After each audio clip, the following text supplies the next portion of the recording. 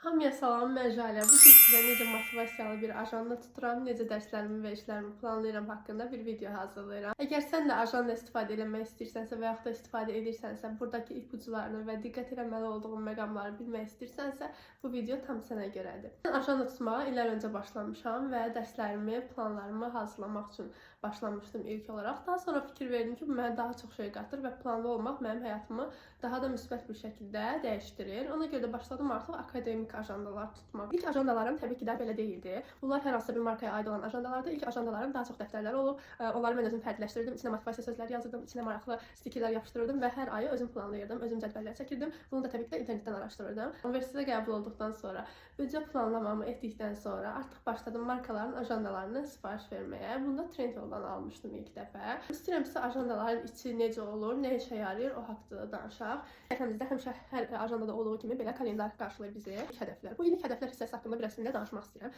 İlk hədəflərinizi qoyanda mütləq realist olmalısınız. Məsələn, 16 yaşınız varsa ilk hədəflərin içində sürücülük vəsiqəsi qeyd edirsinizsə, bu realist bir hədəf deyil. Realist hədəf olmadığına görə siz ona çatmadıqda artıq siz onun qabağına bir X qoymaq məcburiyyətində qalacaqsınız və bu da sizin biraz motivasiyanıza təsir göstərəcək. Amma əgər deyək ki, bir xəyalınızda maşın var, o maşına çatmaq üçün hər il onu yazırsınız və yaxud da bu evdə, işdə yazırsınızsa, bunu görməyiniz sizin üçün daha yaxşı bir motivasiya açısından yaxşı bir nəticə əldə etməyinizə kömək olacaq. Mən düzdür sürücülük vəsiqəmi artıq 4 ildir ki almışam. Onu da yazmışdım 18 yaşımda.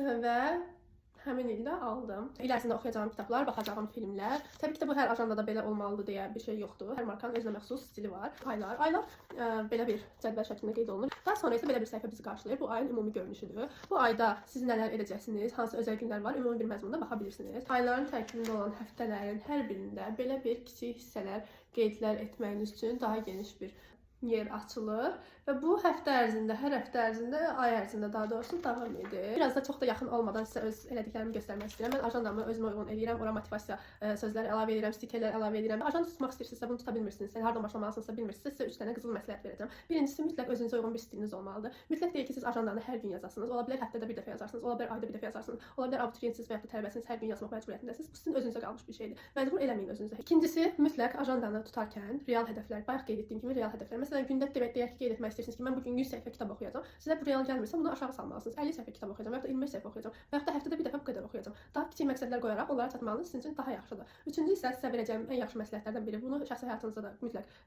hər alanında bunu tətbiq etməlisiniz. Bunlardan ən əsası bu ajanda sizin özünüzə məxsusdur və bu sizin şəxsi əşyanızdır. İnsanlar necə ki, telefonunuzu açıb baxa bilmir, ajandanızı da açıb baxa bilməməlidir və siz buna birincisi icazə verməməlisiniz. Buradan hamıya deyirəm ki, ajandalar şəxsi olur. Sizin özəl bir şeydə yazmış ola bilər də, bunu oxumaq heç də düzgün deyil. Ümumi bir şəkildə yazmadığınız bir səhifəni belə açıb göstərə bilərsiniz, necə ki, mən bayaq sizə göstərdim. Buna icazə verə bilərsiniz. Əlbəttə ki, yox, heç mən qoymuram, heç kim baxmamalıdır. Belə bir şey eləməməlisiniz. Bu da heç də etik sayılmır, amma yazdığınız yerlərin oxunmasına icazə verməməlisiniz. Və ajanda istifadə edərkən yaxşı olar ki, belə 0.5 ucluqlu və ya da sizin üçün necə rahatsa, belə ucluqlu qələmlərdən istifadə edəsiniz. Bunu hardan aldığımı sizə deyim. Sahil metrosundan üz yuxarı gedəndə ecaz mağazası var. Bunu oradan almışam. Şəhərin digər yerlərində də yəqin ki, tapa bilərsiniz.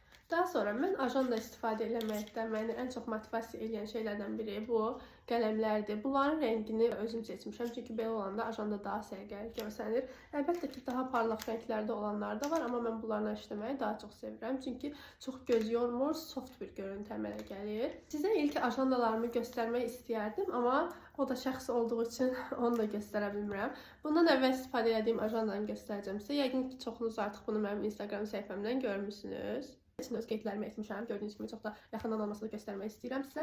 Burada fərqli olan nədir? Burada fərqli olan ajandanın özünün içinin artıq belə rəngli olmasıdır. Bəzi motivasiya sözlərinin olmasıdır. Mən bunu sözünüzü daha çox sevirəm. Məsələn, burada bazar ertəsinə ertələmə deyilən bir başlıq var. Mən bunu daha çox sevirəm, amma bunun içində digərində olduğu kimi belə rahat yazmaq üçün yer olmadığı üçün mən artıq akademik ajanda istifadə etməyə qərar verdiyimə görə bu il bunu almışam. Və unutmayın ki, ajanda bizim üçün bir məcburiyyət deyil, sadəcə həvəs, əyləncə və düzgün planlama etməkdə bizə yardım olan vasitələrdən biridir. Buna kiminsə sənin 23 yaşın var, hələ də uşaq şeylərlə məşğulsan deyə yanaşıb sizin motivasiyanızı salmasına, hədəflərinizə çatmaqda etdiyiniz şeylərdən birini sizin gözünüzdə küçük düşürməsinə icazə verməyin. Bu sizin şəxsi həyatınızda necə istəyirsiniz, həll edə bilərsiniz. Və belə videolar sevirsinizsə, bu videoların davamını istəyirsinizsə, səhifəmi izləməyi unutmayın. Mən sizi çox sevirəm. Belə videolarda yenidən görüşərik. Hələlik sağ olun.